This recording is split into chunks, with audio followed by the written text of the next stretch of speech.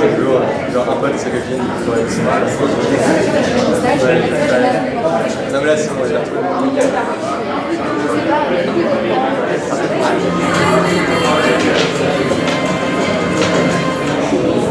Chapeau and two. It works. Go. Now.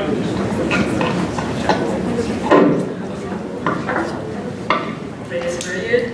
And so we're sorry also about the lights. We couldn't fix it. So you're quite in the dark right now. But we shall begin, and I think people will come. It's open, so well, hopefully they won't disturb us. Alright, so we have designed this conference to be an open discussion between lawyers and entrepreneurs, and we hope that this discussion will give you at the end an insight of how is the situation now between lawyers and entrepreneurs and how it's going to shift to a more cooperative relationship between those two worlds. So we didn't introduce ourselves actually. Yeah, that's true. So this is Maximilien Briançon. He is currently studying at MIT at Health International Business School, and he was a student of the Estes Business School in Lille. I am currently studying an LLM degree at UC Hastings, and I was a former student at La Grande École du Roi in Paris. So at the end of the panel discussion that we will have, Maximilien and I will both come up each with a solution that we'll think could empower tomorrow's generation to create new disruptive and positive technologies. So now we'll begin by a quick introduction of the panel, because we have a set of very talented entrepreneurs and lawyers, thoughtful set right now. So the first person that I will introduce is Mr. Bautista. Mr. Bautista, so we would like to thank you, because thanks to you we're able to have this venue today in Auric, which is a privilege. So Mr. Bautista is a member of Auric Boards of Director and Auric Technology Company Group. He leads the international practice connecting the Silicon Valley to Europe and Asia. He's also the advisor of Clerky.com, which is a legal tech that is actually automating work for early stage company. I'm right? He focuses in practice. He focuses in practice in emerging companies. He represents also investors and public as well as private high-tech companies. Mr. Bautista is recognized also for his work with Y Combinator, because he created the SAFE agreement that I guess everyone knows here. He obtained his BA in UCLA, his JD in Harvard Law School, and one of the many successful M&A transactions that you've done includes the sale of Cruise Automation to General Motors. This is what I've learned. And one interesting fact for us, because we're French Tech San Francisco, is that you've been a visiting scholar to the Institute of Political Studies in Paris. And so we're very lucky to have you tonight. So this is Mr. Bautista. Now let me introduce Mr. Bruce Perens. Mr. Perens is one of the founders of the open source movement in software, and he was a person to announce the term open source to the world. He also created the open source definition, which is the set of legal requirements to open source licensing, which still stands today. Mr. Perens is presently CEO of Agoram, a startup business which is producing a software-defined radio transceiver, and of legal engineering, a legal technical consultancy. Bruce Perens is also the bridge between lawyers and engineers, helping one to understand the other, and instructs engineers in how to comply with the legal requirements and how to deal with intellectual property issues in their own work, and to produce clarity for attorneys who are working on issues of computers software. Mr. Perens also has a long list of experience from senior global strategies for Linux and open source with HP, and vice president of Source Labs India.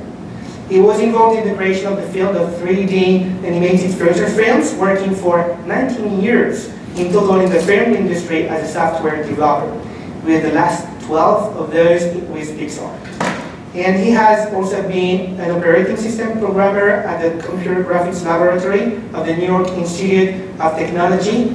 He is the founder of No Code International, convincing the International Telecommunications Union and regulators of many nations to drop the most requirements for amateur radio licensing. Please, Mr. Perez.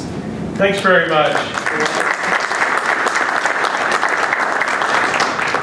Now I'm going to introduce, Mr. Lumeau, just next to Mr. Bautista. So, Mr. Lumeau, before being the co-founder and CEO of Concorde, he worked for numerous company directors, including the company director of Free, Zavignan, and the CEO of the Aerotipe Group, which is the public transportation in France. In 2007, he joined a famous political campaign performing public policy research under the future cabinet secretary of Emmanuel Mignon. Mathieu is a graduate of the prestigious Political Studies Institute of Political Studies, better known as Sciences Politiques in Paris and HEC Paris. There is something quite unusual. You also hold a master in Japanese and international relationships from the National Institute of Oriental Languages and Civilizations. So Contract Live, now called Concorde, was founded in 2013 by Mathieu and Florent Perrin. This platform makes it possible for professionals to run their contracts in the same place, from the creation, the negotiation, and the signature. And all of that with the maximum securities. And because French regulation is among the strictest in the world, it's now safe to say that Concorde can be implemented in any legal system in the world. So, Mr. Lumeau, everyone.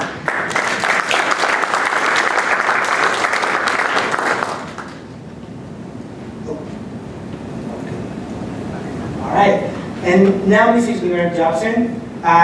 So she's a litigator of Fenwick & West Intellectual Property and Commercial Litigation Group, focusing on trademark, trade secret, copyright, and other complex commercial disputes.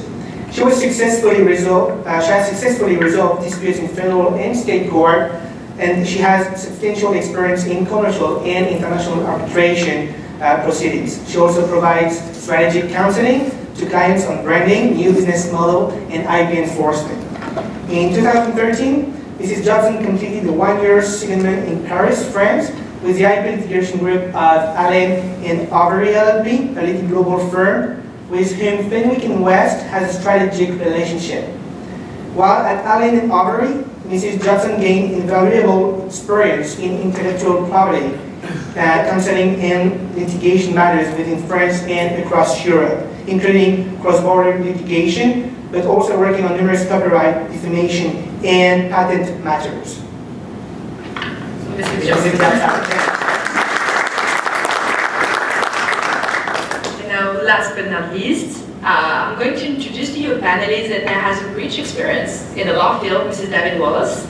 So Mr. Wallace is now a member of the Johnson & Johnson Law Department and is primarily responsible for the day-to-day activities regarding the patent aspects of the health technologies initiatives of the enterprise.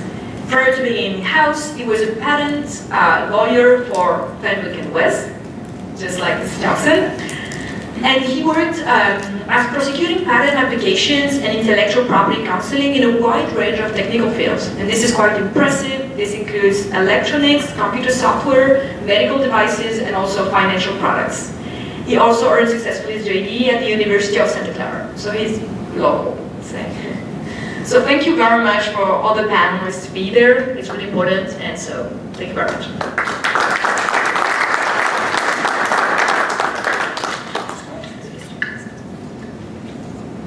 So at the end of the conference, we hope that we will be able to respond to the three questions. First of all, is a lawyer indispensable for the success of a project? Secondly, is there an actual risk to postpone any legal action in the development of a startup? And a more personal question now is, how would you behave tomorrow as a future lawyer or as a future entrepreneur?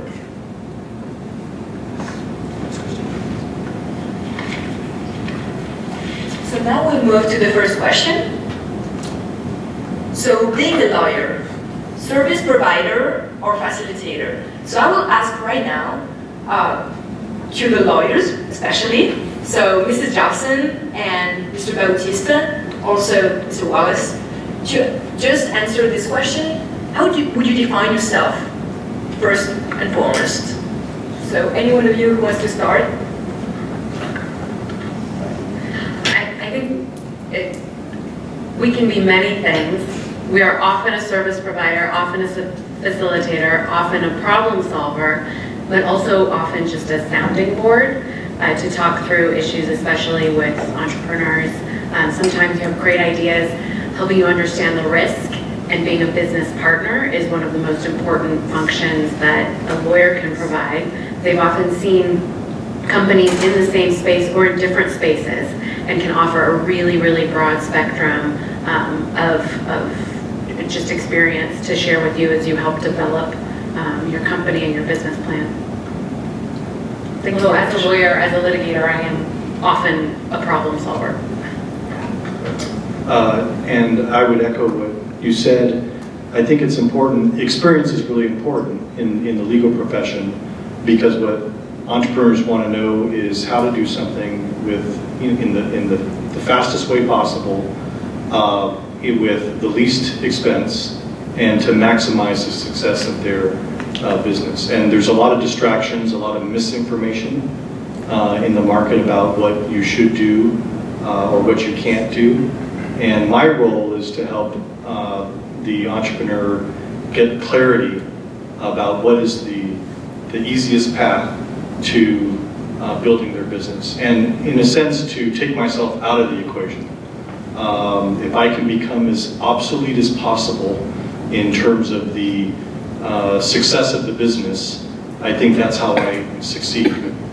Because it's the path of least resistance. We don't want founders of companies to spend a whole lot of time on phone calls with lawyers. And so it's providing the standards, providing the guidelines, and making their business succeed as easily as possible is what my role is.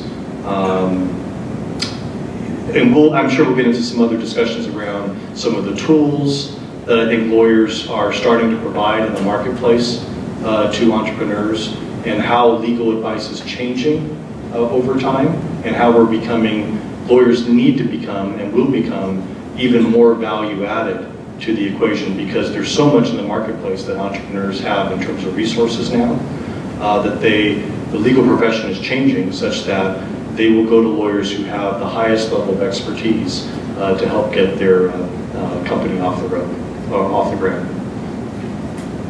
Yeah, I think as lawyers are often seen as obstructionists. I mean, usually we're the last people entrepreneurs want to talk to, for a lot of good reasons. I mean, we're usually horrible listeners.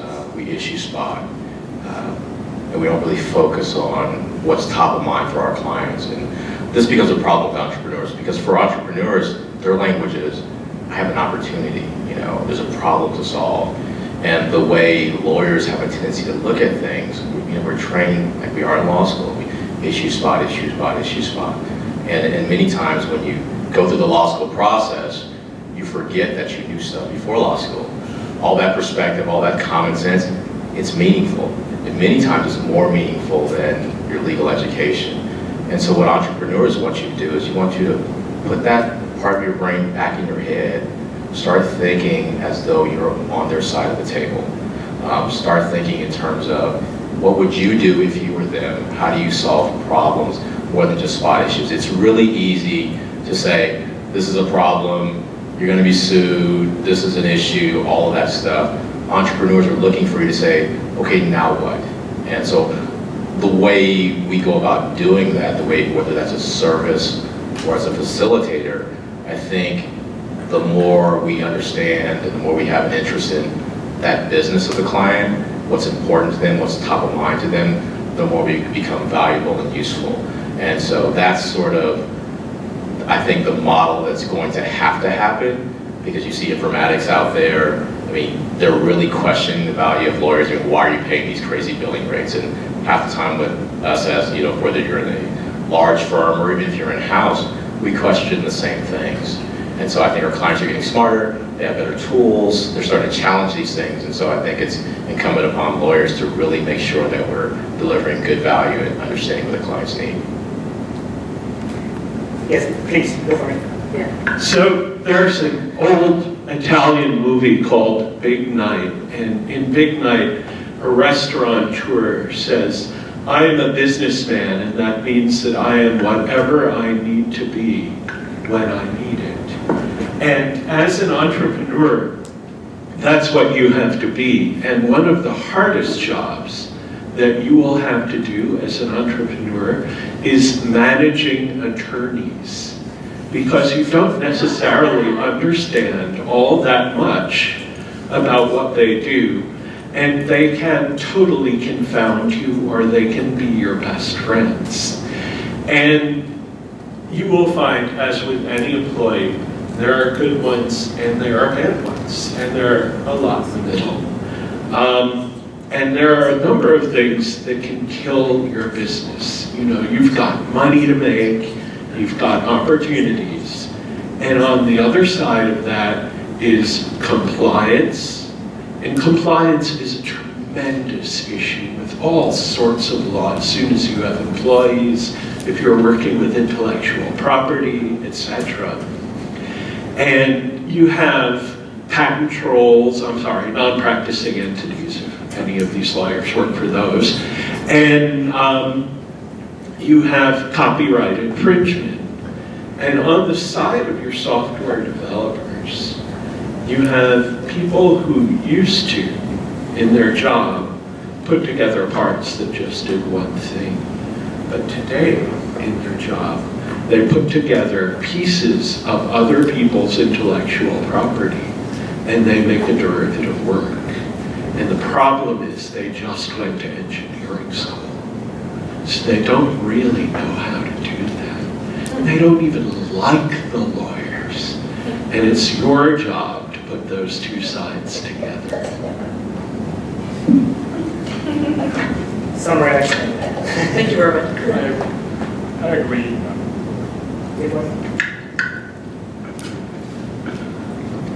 I agree, there is bad lawyers and there are good lawyers. And basically when you're a bad lawyer, you are at best a service provider, or more probably you're just a vendor of a company.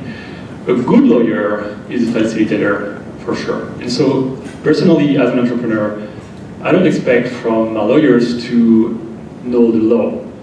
Well, obviously I do, but that's what they studied. The value of a lawyer is not about the law itself, it's about the practice. It's about what actually happens, what it means to negotiate a contract, what it means to, when you work, for instance, on fundraising, there's a lot of different things you can do, a lot of things you can negotiate. It's not about what's legal, it's about what's the use in a specific environment. And that's what a good lawyer is about, telling you you can do that.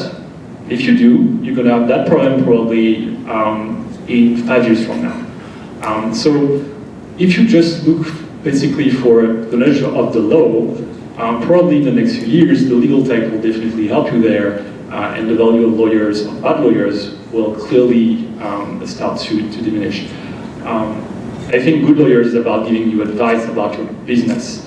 Because at the end of the day, as an entrepreneur, what I want is to make business and find solutions on how to build something sustainable in the future. And it's just not a question of just law, it's a question of practice. Thank you very much. Does anyone want to jump on what Matt just said, or do you want to move on to a next question that is quite related to this one? Communication. I think, Mathieu, when you raised the question about communication now, said, maybe can I ask you how often how do you communicate with a lawyer, and do you think it's an effective way to do it, or is there any other better way to communicate effectively? Most of the time I communicate with lawyers when there is something going on. So either a problem or an opportunity. And that's what it should be, actually. I see a lawyer, potentially at least a good one, as someone out of my team that I can go to when I have an issue. And so it's all after that. Why do you pay crazy fees for lawyers? You pay that for availability, basically. So I expect when I'm raising a new round of financing, for instance, to have an answer at my email in the next few hours, so I can start working on it right away. That's what I expect from a lawyer. So reactivity is definitely, for me, the most important thing in communication. And then it's about being able to talk on the same level. A good lawyer for me is not someone that's going to talk law to me. If I wanted to talk law, I would probably go study law myself. I don't need that. What I need is business. I trust them to do their job on the law part. It's exactly the same thing when you work with your own team in a way. If you're an entrepreneur and you hire a head of sales, it's because you trust him to be able to deal with the deals and his team. You're not going to be behind his back trying to understand all the methodology and the different part of the deals. You trust him. That's what a good lawyer is for me, and that's how I try to communicate business and activity. And trust. Okay, thank you. Yeah. What about Mr. Parents, maybe? Do you share this vision as you are the bridge between entrepreneurs and lawyers, engineers especially? So, is this, yes, now it's working. So, my company, Legal Engineering, this came about because I had written a piece of software called BusyBox. And BusyBox has the unfortunate history of being the most litigated open source program, but I was never the plaintiff. What happened was the program was infringed because many people incorporated Linux and open source into their products and didn't really understand how to comply with the licensing. And some of the later developers, after I went on to other projects, ended up being the plaintiffs, and for various reasons, partly because I wasn't so nice to them maybe, they didn't allow me to be one of the plaintiffs with them. So I ended up being sort of frustrated, and I started helping the defendants. And I was helping the defendants to come into compliance with the license on my own software. And then I found out just how much money lawyers make. And that, you know, I could do this and not even have a legal degree, and that I could work with attorneys, and that there was this gap. Because we have lots of attorneys who actually were bachelors in engineering, and then they switched over to law. So there are lots of attorneys who know how to do electronics or know how to program software, and you know, some of them even know which end of a soldering iron to hold. But now they're attorneys and they can't spend their time on that. Okay, so engineers have to do that work for the attorneys, but you need somebody who understands enough of what the attorney wants to communicate that to the other programmers. And so I'll give us an example. Meet a company that pervasively intermingled the Linux kernel with their main product and decided essentially a few months before their IPO that they should clean this up. And obviously if word had gotten out that they were copyright infringers, it would have tanked their stock. And so I came in and helped the engineers understand how to separate these two pieces. They didn't have to give away any of their proprietary software, and they ended up in compliance with all of the licenses on Linux and other open source software that they were using. And I just can't see a lawyer doing this on their own. There's got to be some manager or some engineer with some legal savvy who gets the job, who sits in between the attorney and the engineering. Now, I also train engineers. I do IPR 101 for engineers, so we teach them about intellectual property. So we start with why lawyers have a right to live, okay? Because you really do have to explain this to a lot of computer programmers, and they start out with a resentment of everything law and legal. And then we go into what's civil and criminal and what is work for hire, and 4 hours later, we actually get to how to comply with an open source license. So there is a communications gap, and I understand how I solve it, and I understand how the law firms that I work with solve it, but I couldn't tell you how anyone else does it, at least efficiently. So as an outside counsel, I am often called upon in an emergency. I'm a litigator, you've gotten sued and you don't know what to do, and you're usually panicking. So obviously responsiveness is hugely important, and that's sort of one of the key first things you have to do as an attorney is to be responsive. But I think one of the most important things that entrepreneurs can do is, outside the context of an emergency, is to just take even a little bit of time to talk with your attorneys so that when you do have an emergency, we have a greater understanding of where you're coming from, and we can get to the solution and we can get to being productive most quickly. I think having, and it takes just a little bit of time and effort, but it really smooths things forward when you are in a situation where you need something and you need it fast. You're helping us as attorneys who generally, unless you're a terrible attorney, want to do a good job and provide good legal advice and help your clients succeed. And that's just a sort of a practical thing. If you see your lawyer on the street, say hi. It'll help us solve your problem when you're really in an emergency at midnight on a Friday. Yeah, I would echo that. I think we, as in every profession, take pride. Most of us take pride in what we do. We want satisfied clients, and we want to help our clients steer clear of problems, and we want to be proactive and help them. In my case, because I'm a transactional lawyer with entrepreneurs and their companies, is we want to help those companies succeed.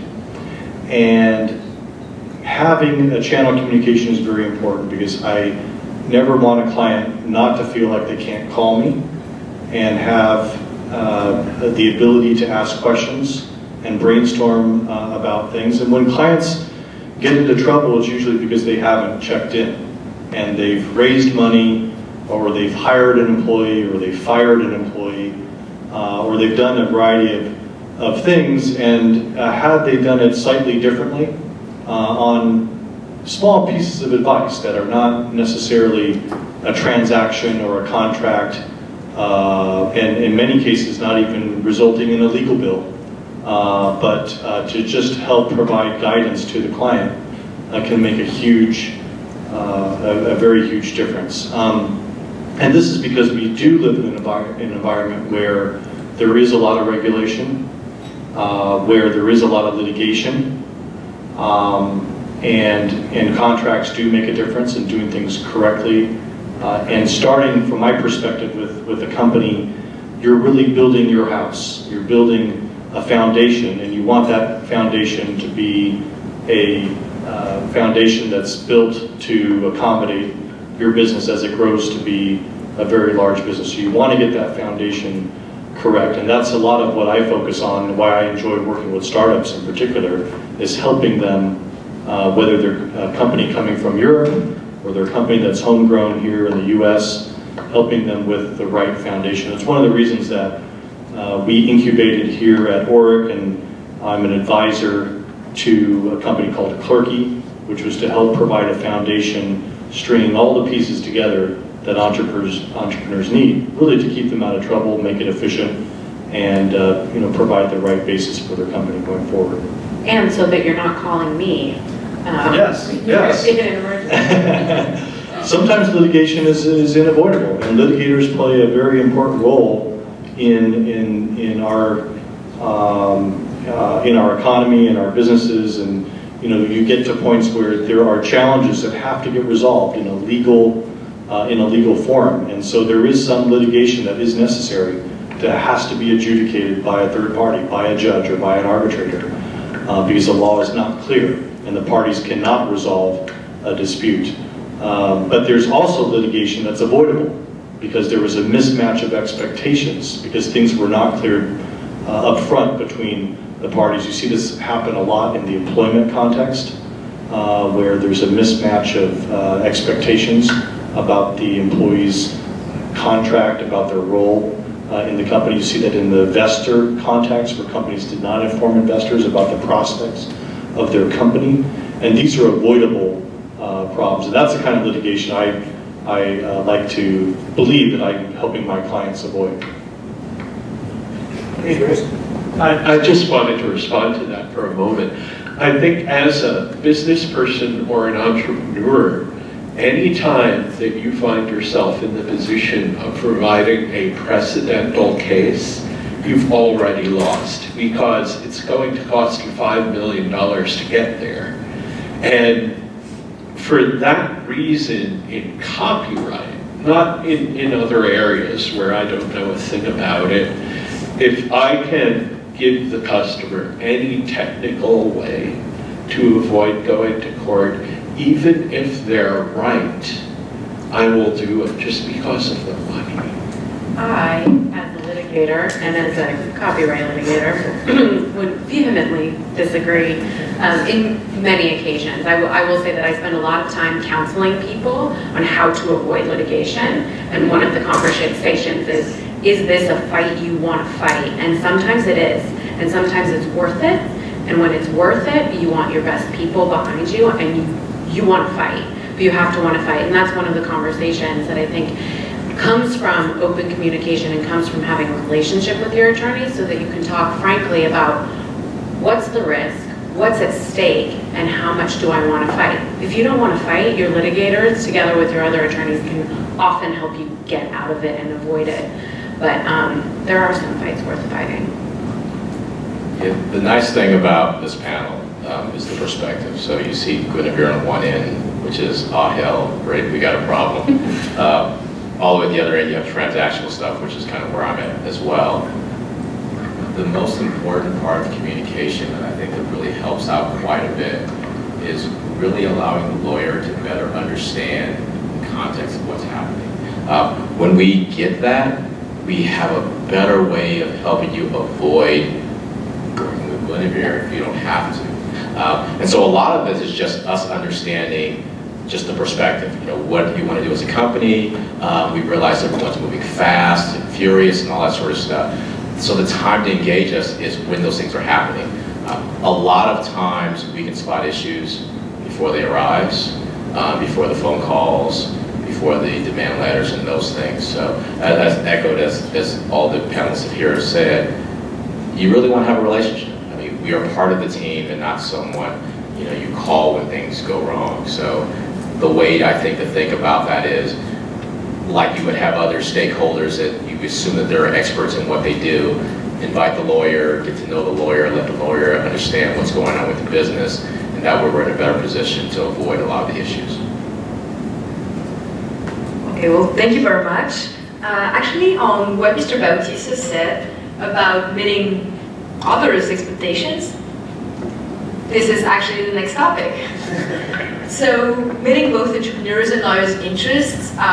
So, Mr. Bautista, you told us what you think of this issue of how could you be able to just know what the entrepreneur wants and how could you solve it. So, you can just talk from both perspectives as being a lawyer, and what do you think you could do, or what are you expecting actually from an entrepreneur? Well, let me give you an example. You know, one of the first things that entrepreneurs are doing is raising money, right? And they have a community of investors. They're also trying to raise money from investors that they don't know. And for first-time entrepreneurs, it's a very foreign process. How do I raise money? How much is it going to cost me? How long is it going to take? And so simplifying the process is something that we focused a lot on, and was one of the... It just goes on and off by itself. Okay, it was one of the ideas behind how to help companies raise money quickly and efficiently. There's the idea behind the SAFE, Simple Agreement for Equity. So with that agreement, which is a convertible equity security, we help close the gap between entrepreneurs' expectations in terms of, look, I simply want to raise money quickly. I want to be able to determine what the valuation of that money is. I don't want a whole lot of legal documentation. I don't want to negotiate all the rights of preferred stock right now. The investors' expectations were, I'm a seed investor in a company. I am, Do you want to switch? My one does it too. Okay. And everyone else. yours is the best. Okay, so I'm an investor in a company, I'm willing to risk capital. I don't need to, as an investor, I don't need to go negotiate all the rights of my preferred stock right now. I want to set a valuation for my investment. So you had two parties, you had companies and you had investors, basically on the same page. They wanted to keep things simple. And over time in the Valley, you know, these forms got developed that were very, very complex forms for preferred stock financings. So we took a step back and said, how do we simplify this? And that was the reason for the simple agreement for equity, which was basically putting, you know, entrepreneurs and investors on the same side, making it easy for them to reach agreement, and postponing a lot of the negotiation to the future financing round. So, and I'm happy to report that I think most companies now, or early stage companies, raise capital using the SAFE. Billions of dollars have gone into companies using that instrument.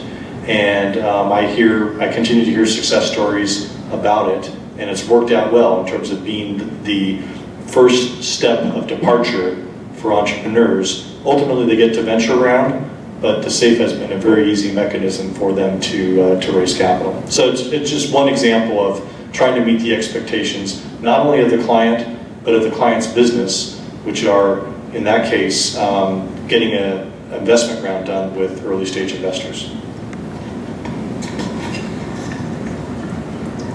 I agree with what John just said. What is the lawyer's interest at the end of the day? Well, law firms are not charities. It's a business, it's a company, and so what they want is exactly the same thing that I want. Happy customers, because happy customers pay more, and we all know that the most expensive thing usually is to acquire a customer, especially for law firms. When you have an happy customer, usually you'll be able to work with them for a long time. And I think the example of the SAFE is actually interesting, because in a way, by building the SAFE, you kind of actually reduce the hours you could bill to all these companies. But I think it's a clever move, because that way, we use the SAFE ourselves in the company at Concord. We were able to start our company in a simpler way, in the fastest way, and it's beneficial for us in the long term. And I assume it's also beneficial for our lawyers, because that way they have a company that they will be able to work with for hopefully 5, 10, 20 years.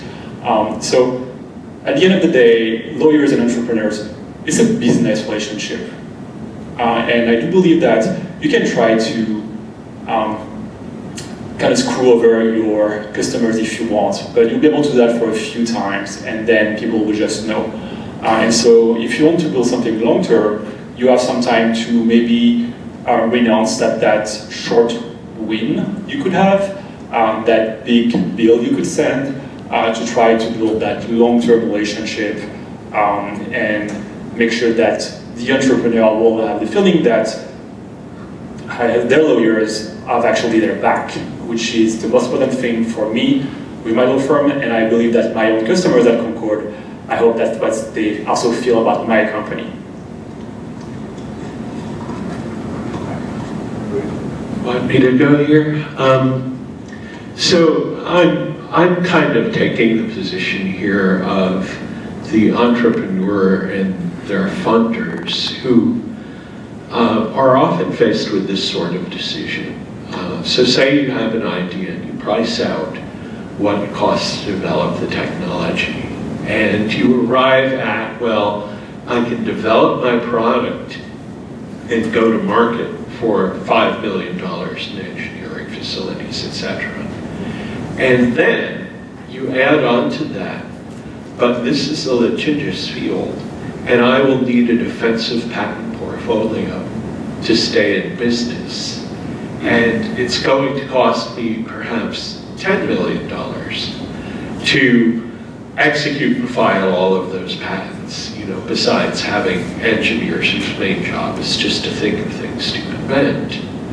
And that's really the quandary that I think a lot of startup entrepreneurs are in these days, is that there is really a crippling for a startup amount of legal defense. And I would love to win arguments, but I don't love to win arguments when I end up paying, $5 to $10 million in legal fees to do so, and when that amount can sink my business. Now, I've worked on Google's defense too, and obviously they can afford all that we do for them.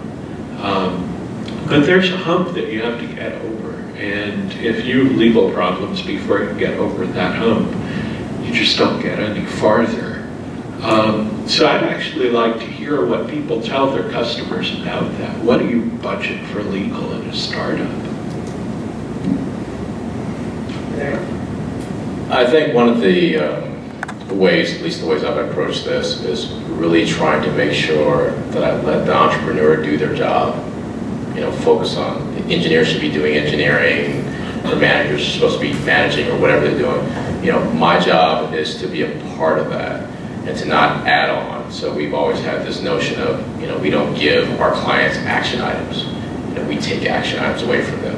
And, it echoes what the other panelists said. I mean, you really want to make sure that you're adding value in a tangible way, which has a lot to do with understanding what their business is.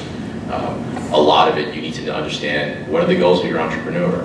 Because oftentimes they're moving so fast and frenetically that they may miss issues that you're in a unique perspective and have unique information and insight to actually help guide them in ways they probably had not thought of. So you're not just simply the firefighter, but it's really trying to make sure that you meet all their business expectations, know what they want to do as a business, what their goals are, and try your best to exceed those, but there's no shortcut to that. You really have to be a part of what they're doing. I have a quick, super practical point and looking at this, meeting both entrepreneurs and lawyers' interests. I'll echo what everyone said, is that as an attorney, it's my interest to make sure that my client is happy. One of the simplest things that I've done with clients in the past is ask, how can I make you happy, or how can I help you with your job? And in some of those conversations, it comes down to the nitty-gritty and the very basic, how do you like to be communicated with? I have some clients that are big institutional companies that have sort of 25-page descriptions of how they expect their outside counsel to operate, and we can do that. We adapt to what you want and your expectations are. I also have clients that are at startups. They prefer to text, and they want to hear from me every time they have an update. And so there are some clients that I text 3 times a day. Other clients expect a formal PDF written memorandum. And because the expectations vary so much, sometimes it's just as simple as an attorney asking, or as an entrepreneur, as a client, just saying, hey, this is my preference. And usually your lawyer will do their best to give you what you ask for. And that can smooth things out really well. Thank you very much. So now next topic is more about this cross-disciplinary expertise, because we understand that to meet the expectations, lawyers need to understand on what kind of business they're working on, and it's the same way around. Entrepreneurs need to know what are the legal steps. So as lawyers, do you feel limited in the practice of the law because you have this small gap of knowledge to understand the business model of the entrepreneur that could help you moving forward? I'll jump on that one. So I became a lawyer, 2010, so this wasn't my first career. So this is a little, I appreciate this question because for me, I was an engineer at HP for a long time. I did a couple of startups. I was a sales guy. I was a marketing guy. That perspective helps me a lot in law because I can sort of relate to a lot of the different folks that I speak with. That allows me to put myself in, if it was a COO, CLO, a regular line engineer, or what have you, it's much easier to understand fundamentally what they're going through, what keeps them up at night, and that allows you as a lawyer to kind of get some insight as to what's not being articulated. The most difficult thing that you'll find about being a lawyer, and this drives entrepreneurs crazy, is that entrepreneurs don't always tell you what the hell is going on, and they expect you to kind of guess and figure things out because that's the language that they're used to working with their counterparts. They don't have to fill in all the gaps. And for lawyers, we need sort of all the gaps in order to understand, okay, these are the issues. So to the extent that you can get experience outside of law, how you bring that in, this goes back to what you do before law school, that helps a lot to fill those gaps. And those gaps allow you to ask better questions, allow you to be a better service provider for your clients. I wholeheartedly agree with that. I worked in retail, I worked in hospitality before becoming a lawyer, and that certainly provides me with a little bit more of a gap, but and the ability to ask questions. And I would say as an entrepreneur, the entrepreneurs that I work really effectively with are ones who are just take a little bit of time to answer my questions, because that helps fill in those blanks. The environment now from the legal perspective is a lot more complex than it used to be, and what is happening in the legal profession, has happened in other professions, is much more focus around expertise. And so, you know, like a law firm like ours and Fenwick and other firms, there are lawyers who are specialists, and we have departments that focus on different aspects of representing companies, whether it's employment, whether it's tax, whether it's executive comp, and regulatory aspects, whether the company is a domestic company or whether the company is going to expand globally. So this is a very complex environment from my perspective, for my entrepreneur clients to build their companies in. And so it's not only helping them navigate things within their business, but also navigate their legal providers. And we can provide most of the services that our clients need. But that's a group effort. It's a team effort within the firm. And my job as the principal client manager is to be sure that I'm also helping to filter for the client the different pieces of advice that they need within the firm. A client doesn't want to speak to 20 lawyers to get an answer. But I think clients are appreciating that the kinds of challenges that they have, the kinds of problems that they have, are much more complex, and there's different pieces to the puzzle. So, you know, in communicating with clients, there's also an important aspect of bringing together the advice of other practices and other lawyers within the firm.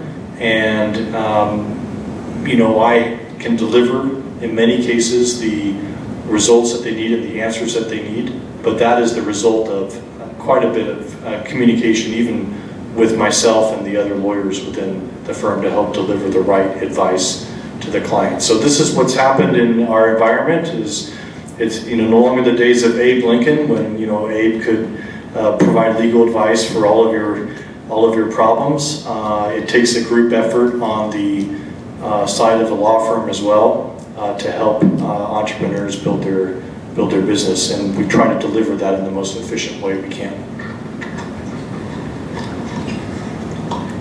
I want to say at last. It's actually really interesting. I don't know about the US, but I know more about Europe when it comes to lawyers and the practice of law. Usually in Europe, until a few years ago, lawyers were lawyers, period. And they would actually have no expertise when it comes to any technical topic or any other topic than law. And one way to see that is actually the fact it's changing, and we can see that with the legal tech. Why is legal contracts and all these topics the last part of a company that has not been computerized yet? I mean, you have software for absolutely everything else. Accounting, HR, customers, etc., etc. So why not legal? Well, I'm not the legal tech, and so I ask myself a lot of that question. And the reason is because engineers, lawyers, not the same people. engineers usually don't really have a lot of consideration for law. And on the opposite side, lawyers or inside counsel will not have a lot of consideration for software, for technique, etc. And it starts to change. And it's really interesting to see how the legal tech now is starting to take off, because I believe that everyone understands in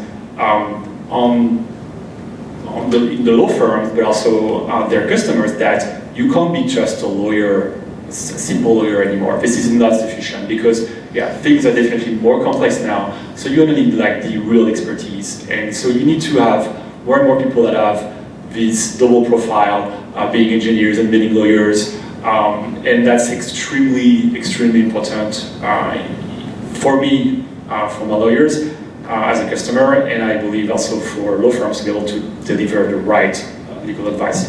So it's changing, but it took time.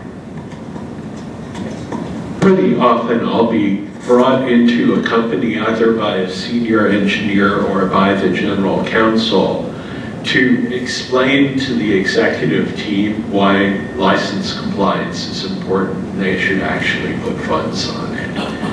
And so the situation is very often that the CEO is very focused on the company making a product and making money, and the legal complication around the company is not always something that the CEO is terribly interested in.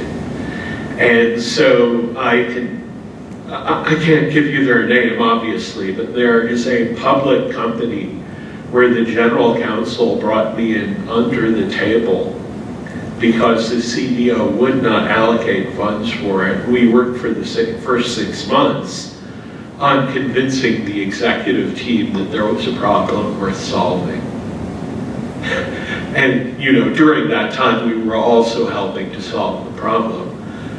So there's a very broad spectrum of people who just go into business and would like to not have the legal problems. And that gets back to, well, how can you make me happy? Make all these problems just go away. It's not realistic, but that is still the attitude that we have in a good deal of the C-suite. And to jump on just what Mathieu Lemaire said, do you think it could be all the way around as well, like for entrepreneurs to understand law and not just for lawyers to understand the business? What do you think about that? I've found actually that engineers are sometimes, once they engage with the lawyers, they get really excited and really interested in the law. Yeah.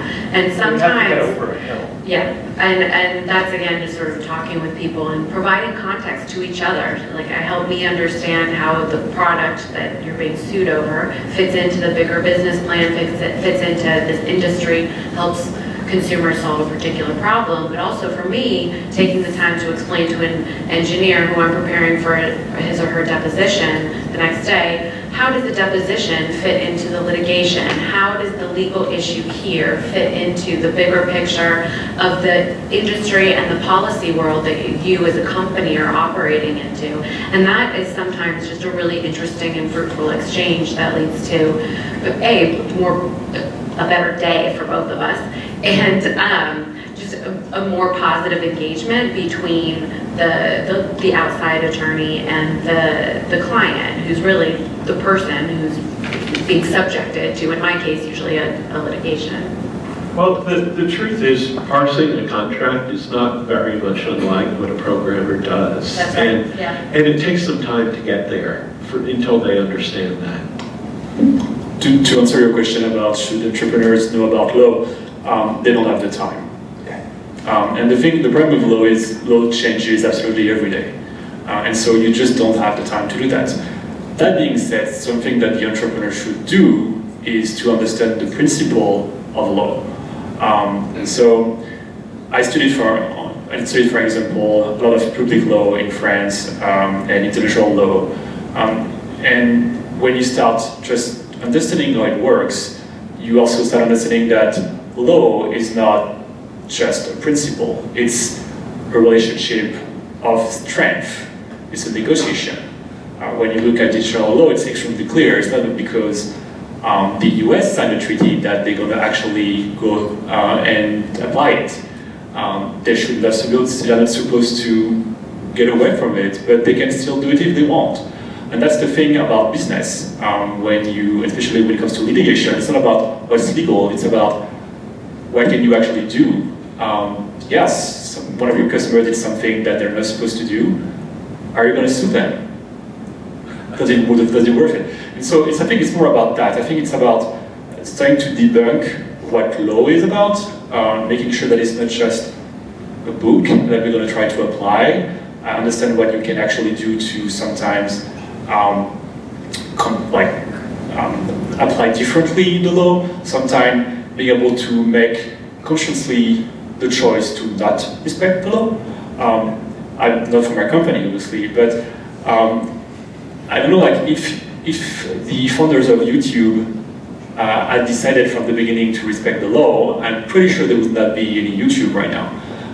The only thing is, what a good entrepreneur should be able to do is to make a conscious decision, knowing that, okay, this is what the law is about, this is what I can do, this is what I'm at risk, this is what I'm okay with in terms of business.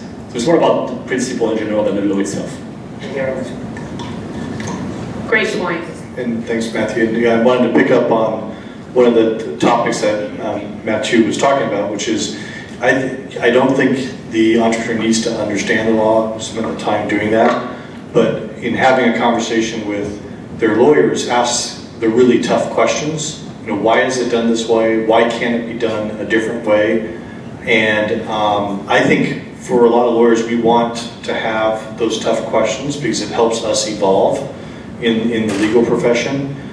And a couple of examples are, up until just a few years ago, every company that was a private company had stock certificates. They had these physical things called stock certificates, and a lot of money was spent monitoring stock certificates and finding lost stock certificates and having people sign affidavits and post bonds for lost stock certificates. And a whole profession grew up around stock certificate management. And we had some clients ask, why do we need to use stock certificates? And actually in Europe, they don't use stock certificates. And we found that in Delaware law, you don't need to have stock certificates. You can actually create companies without stock certificates. But collaborating with clients, we created for our clients and promulgated forms, which I think were one of the first in the market, which is creating your company without stock certificates, uncertificated companies. And how you do that permeates various different legal forms. But that idea was actually generated by clients. Let's make this easier. And we went back and took a look at it and decided, actually there is an easier way of doing this, and let's cooperate with our clients. We heard what they were saying, and let's find a new way, a new approach to keeping track of ownership within companies. And many companies today don't have stock certificates, a lot more efficient for those companies. But that's because clients ask the tough questions. Why is it done this way, and how can it be done differently? Okay, thank you very much. To pick up on what John just said, law is changing, regulations are changing, and this is very related to what Concord is doing. We are moving forward to legal text, and especially in France, because we're here thanks to the French Tech San Francisco, we know that legal texts are the next move for the legal profession. So I would like to know, except for, we know the answer from Mr. Lumo, do you think that legal texts are a threat or actually complementary to build by dynamic lawyers? I think they're a tool, and I think a lot of lawyers are really excited to work with everything that's new. And those of us who are used to working with entrepreneurs and used to working with technology, that's one of the exciting things, is that we like new, we like flexible, and I think there's positive to be had all around. Of course, it's challenging, but we're adaptable, and that's part of what makes us interesting. It's part of why most lawyers who work with technology are do it? I think a lot of these people that are implementing legal tech are our clients. And so we kind of see it from the ground up. I see it as a way of giving the clients more power to make sure that we're giving value. There really isn't a replacement for a lawyer for many things that we do. And most lawyers, and I'm sure Guinevere would probably agree, we don't want to do non-value added things. It's difficult for those of us who actually send bills to clients, which is one of the most horrible things you have to do as a lawyer, because you have to justify why you just charge somebody $610 an hour to spend 4 hours doing this, and it didn't seem like it generated much of a result. So we were encouraged and happy to have complementary services that allow us to provide real value. That the clients are happy, we're happy, and it frees us up to do things that we should be doing. So in the open source compliance world, there are two main tools of two companies that make them, which are Black Duck and Palamita. And both of these do the same job. They scan for potential infringement. They tell you about it. Well, they're software with a certain license here. And then the companies that make these things actually try to sell you a great deal of services interpreting the output of their programs, because their programs are totally rife with false positives, etc. And I find in the software business, if you ask people, well, what are you doing about keeping your software separate from open source? They'll say something like, well, we run Black Duck or we run Palamita, as if it were a lawyer in a box. Okay, because that may tell them something, but having been told that, they still don't know what to do. And I know from working with both of those companies that the services employees in those companies do not have a viable legal strategy for their customers, that they work with attorneys, but they haven't managed to understand that part of the business. So, you know, we always have technologies that come along and people who vend and service and interpret those technologies that can help us in some way. But we can go back to when compilers were developed. Software compilers, when they were being developed, they were called automatic programming. And it was very threatening because this was going to replace the programmer. And you could just tell these things at a high level what to do, and they would write the assembly language by themselves. Well, once these things were made, we ended up with 10 times as many programmers as we had before. So I don't think that anybody should consider legal tech a threat at all. Legal tech is force amplification. And once you have force amplification, you end up having more things that you can do, and you are in more demand than you were before. It's a threat. It is, but it's a threat for who? That's one of the question. It's a threat for bad lawyers, and it's a threat for a lot of the profession in the law firms. What do I mean by that? I agree with one thing. Lawyers will be always needed. I'm convinced of that. The one thing is, where are they going to be needed? They're not going to be needed soon in standard contracts. You're going to be able to build really easily the contracts. You're going to be able to track your contracts in your company, making sure of what's happening, preventing risk, etc. That's what we do with Concord, basically. Our customers absolutely own their contracts on Concord, and they know precisely what's happening, when, where. They don't have to worry about renewal that they're going to miss, etc., etc. So we just improve compliance, and so we reduce the risk on a lot of things. And also, by having everything on one platform, our customers basically reduce the administrative tasks that have to be done either internally or by the law firms.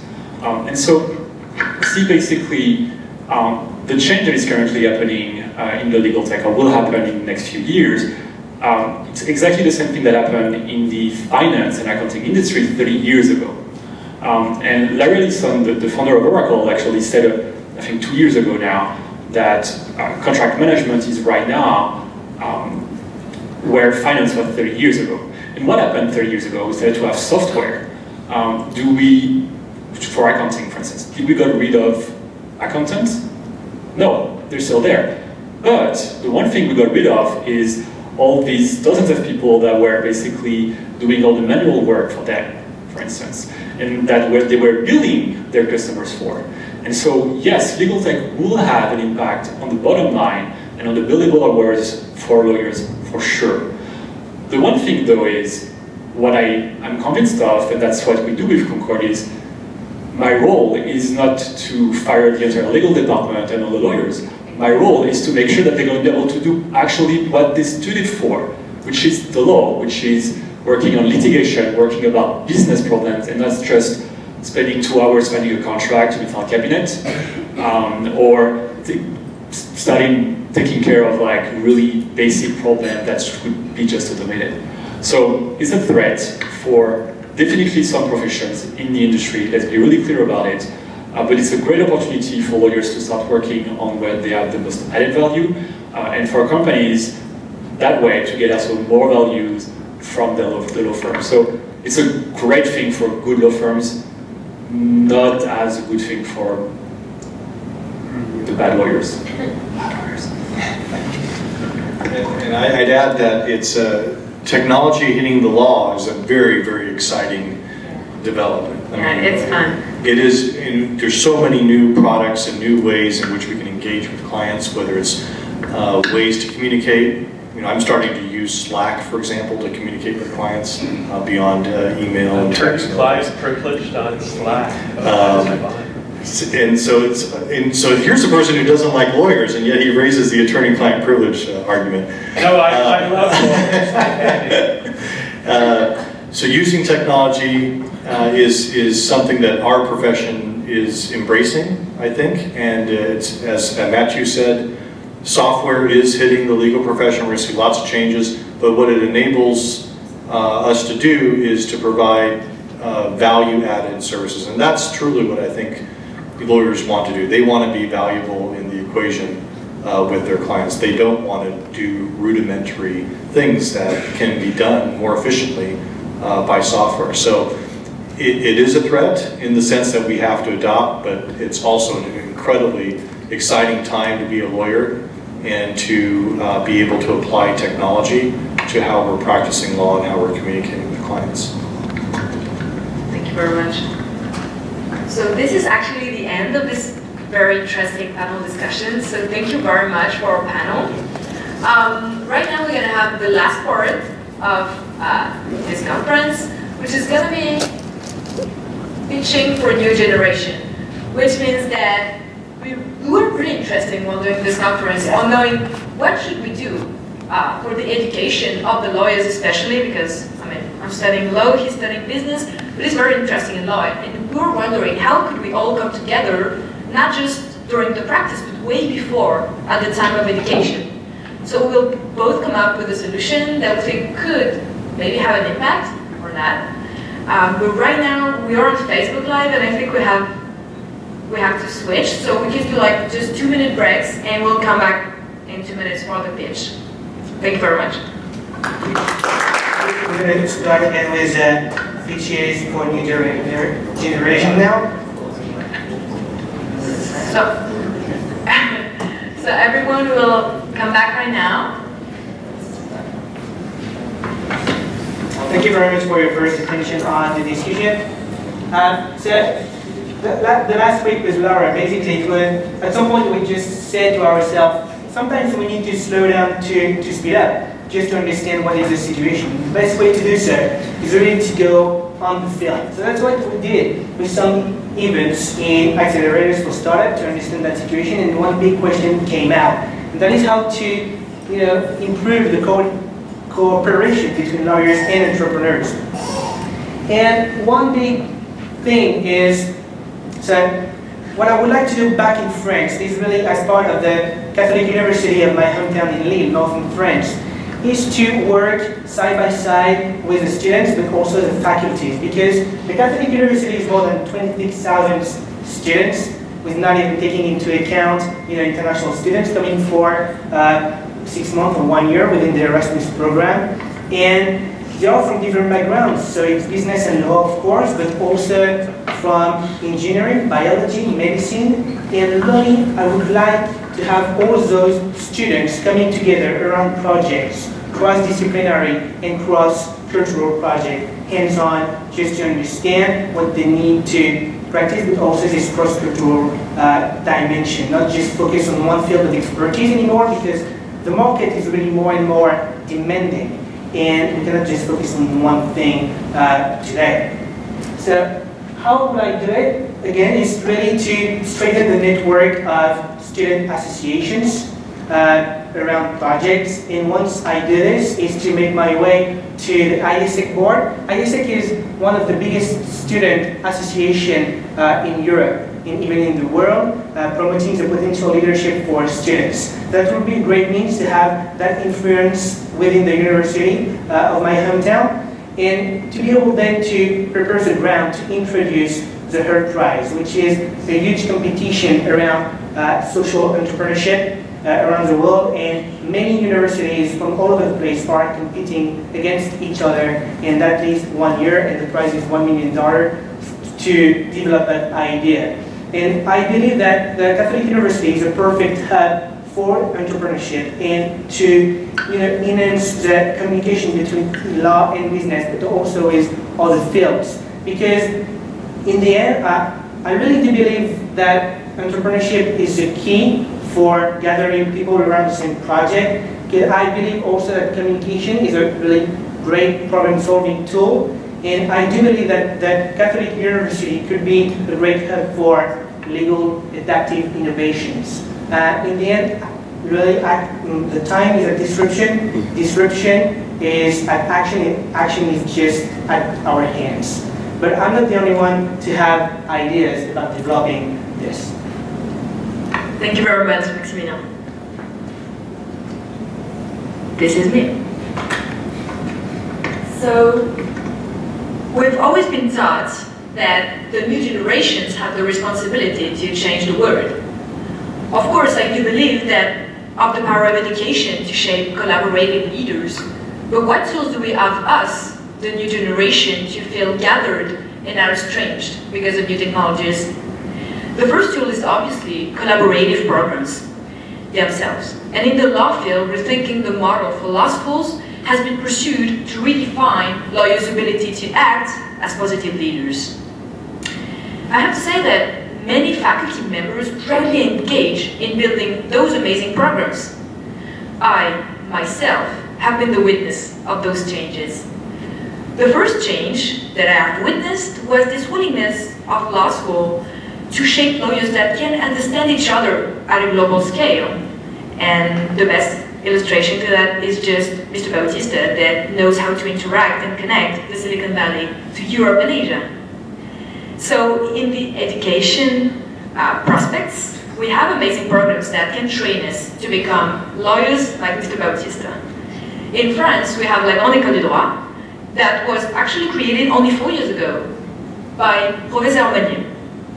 This program focuses both on civil and common law, emphasizes young people to be creative, open-minded, but most of all to be able to ultimately correspond with foreign peers. After this program, I was actually eager to see what was happening at the other side of the Atlantic Ocean, here in San Francisco. It was while reading an article from the Harvard Business Review, a more practical model for law school, that I heard of the Startup Level Courage at UC Hastings.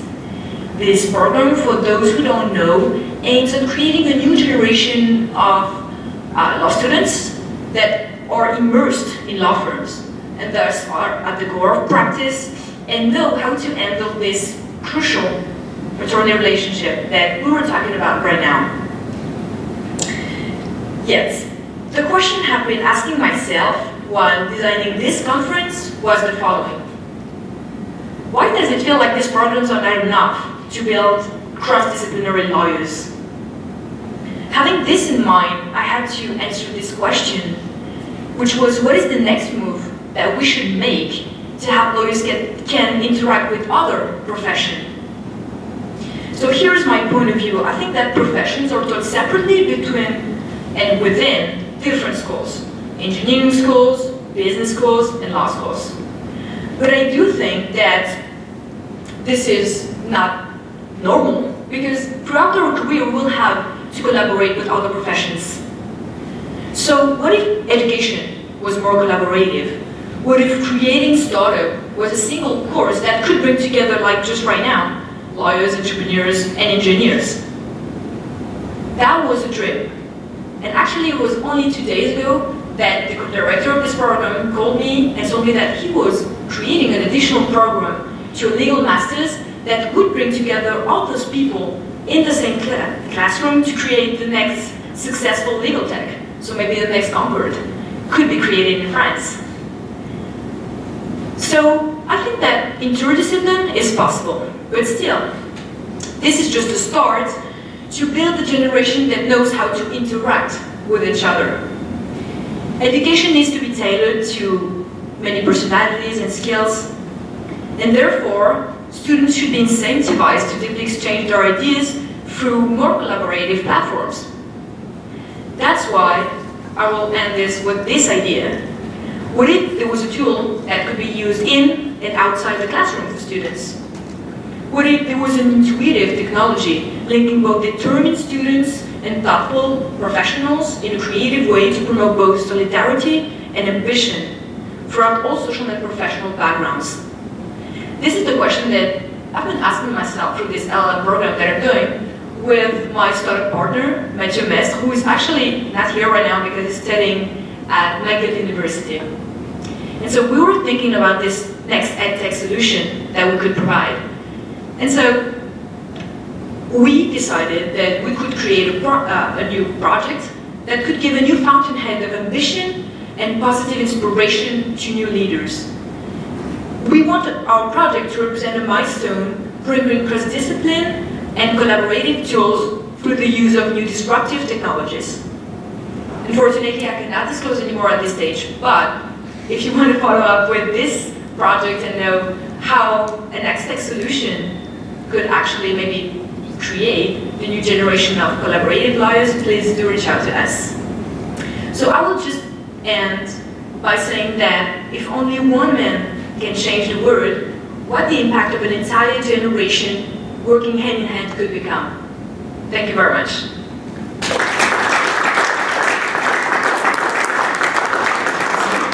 Now, this is the time for the Q&A.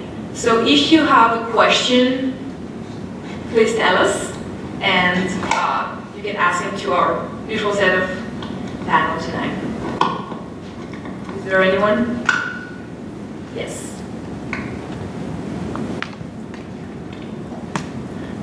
I was wondering, as an entrepreneur, the legal regulation, especially in other countries outside of the United States, especially for Europe, as we all know, it's highly regulated.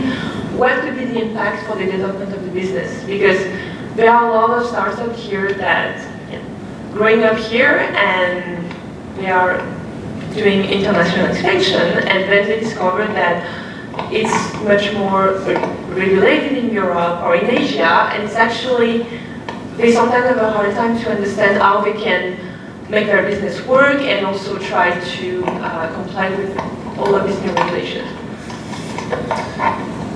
You can't be everywhere as a startup. This is just not possible. So my first answer would be focus on one market and just do that. Then you obviously businesses that just per nature will be used in all the countries of the world, which is typically the case of Concord. We have 65,000 companies that have used Concord so far in 130 countries. I have people that have used Concord in Uzbekistan. Do I know the regulation in Uzbekistan? Yes, definitely. This is my favorite topic. No, obviously not, I don't. I don't have a master's degree in Uzbek law, and I'm not even sure that there is such a thing as Uzbek law to start with. So the thing is, you just can't. And It's all a question about if you set correctly the foundation of your company here, with clear terms and conditions, you're going to be able to hopefully avoid most of the problems. That being said, you can have all the foundations you want here. Some countries, France is one of them, will still want to apply you some regulation that they have, considering that some of the clauses you would have in your terms and conditions are against the interest of the consumer, and so you will have to deal with that. The thing is, you can't plan everything, and so just try to have something that will take care of most of the cases, and then just pray. And that's when you basically, let's be honest, you just can't. And that's when you basically call a litigation lawyer when there's actually something happening. But my grandmother told me all my life that you keep worrying about stuff that never happened, and the actual problem are the thing that you never thought about. So don't worry about it too much. When you build a company, you need to focus on your business. If you think about all the problems and all the things that could happen, don't build a company. Become a civil servant. You'll have less problems in France. Here it's different. But it's really important. You unfortunately can't plan everything. It's just, you just need to accept it, work with the right lawyers to set up the right foundations here, and then business is business. I've got one too. Open source is almost perfectly globalized. It is used everywhere with very little consideration regarding who else worked on it. And I have, as an open source developer, for example, run a team of 180 people all over the world, none of whom I had actually met physically.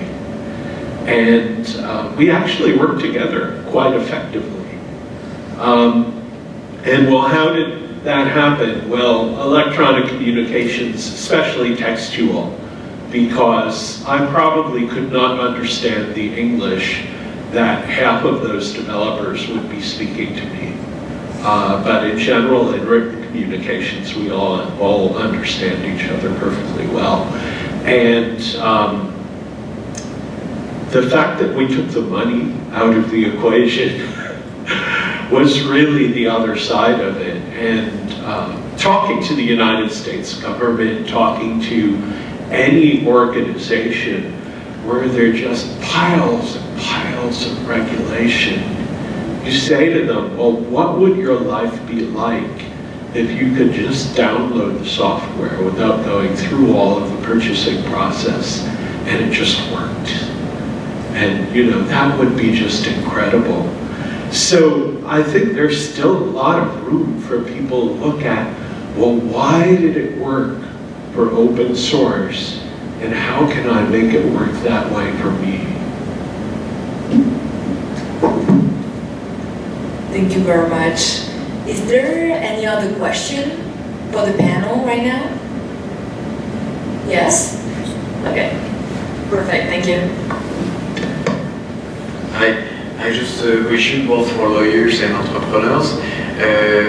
Which advices can you give for people who want to start a business and were afraid not to be compliant at the beginning because probably it's too difficult and it needs too much money for that, versus not being compliant at all and start the business like that? Oh, someone else take that. Well, I would not intentionally start a business that's not compliant, because it will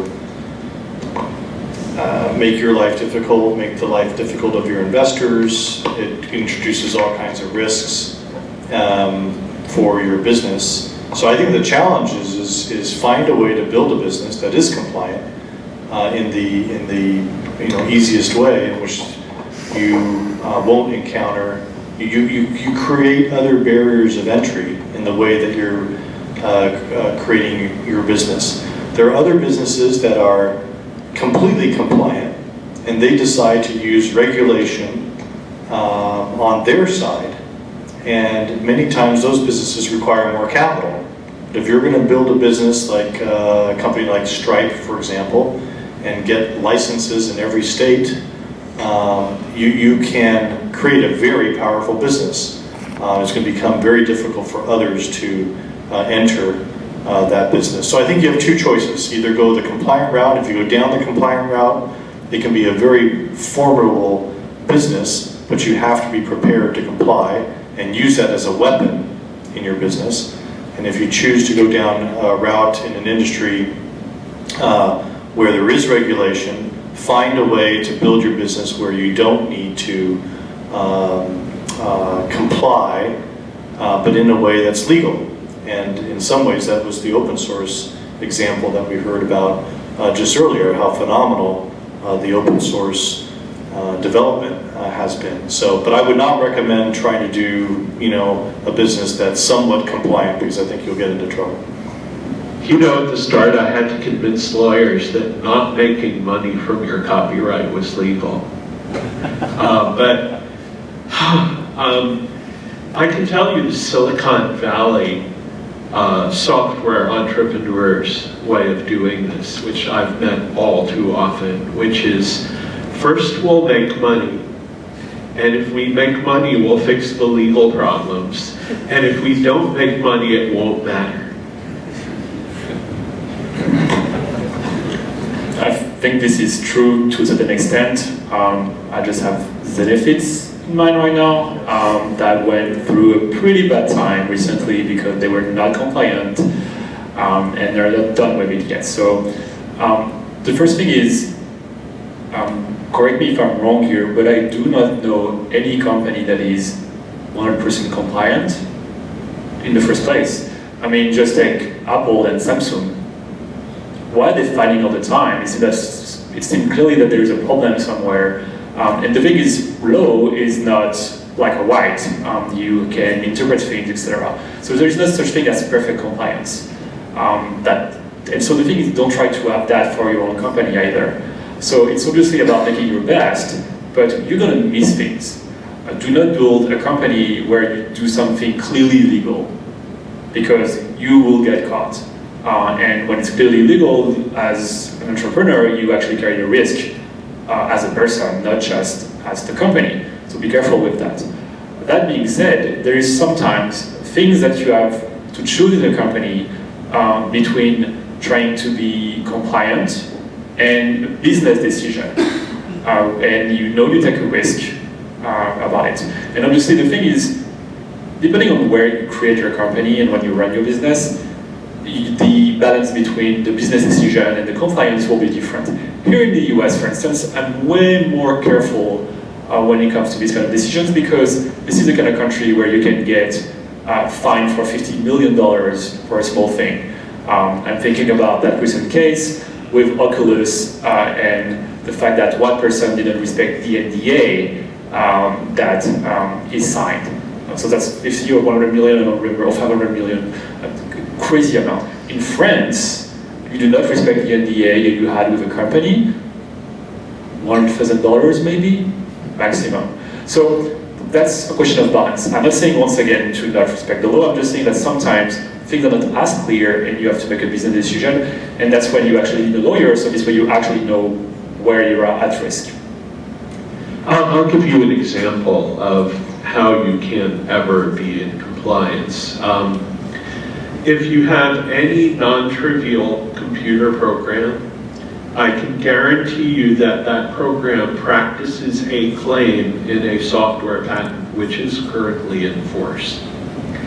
And you just cannot get around that. And unfortunately, the way that we have to deal with it is cross our fingers and hope that we're not sued, because